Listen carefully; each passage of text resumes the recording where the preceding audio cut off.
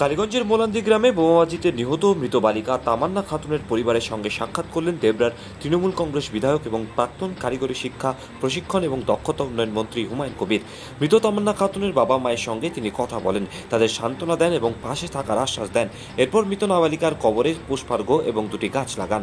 তার আগে একটি খামে ভরে আর্থিক সহায়তা দিতে গেলে মৃত নাবালিকার পরিবার আর্থিক সহায়তা নিতে অস্বীকার করে। তবে হুমায়ুন কবির জানান, তিনি কোনো রাজনৈতিক ব্যক্তি হিসেবে নয়, একজন সাধারণ মানুষ ও একটি স্বেচ্ছাসেবী সংগঠনের পক্ষ থেকে এসেছিলেন পরিবারের সাথে সাক্ষাৎ করতে এবং তাদের হাতে কিছু আর্থিক সহায়তা তুলে দিতে। এ বিষয়ে কি বললেন প্রাক্তন মন্ত্রী হুমায়ুন কবির, দেখুন।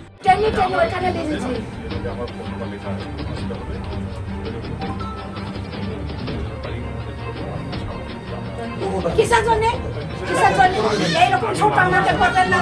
আমার কিন্তু আমি আজ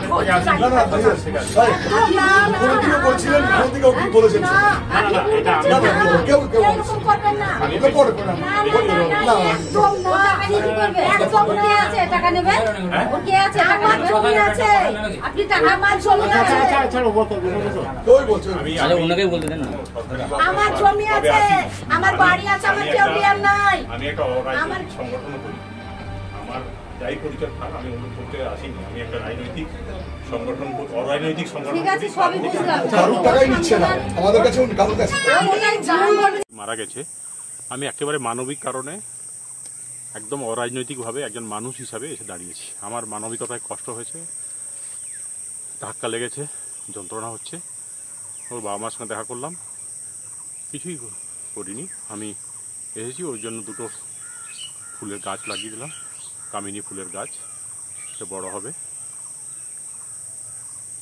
প্রত্যেকটা মানুষের উচিত সমাজে যেখানেই বোমা দেখবে বা পিস্তল দেখবে, প্রত্যেকটা মানুষের উচিত তার বিরুদ্ধে আওয়াজ তোলা।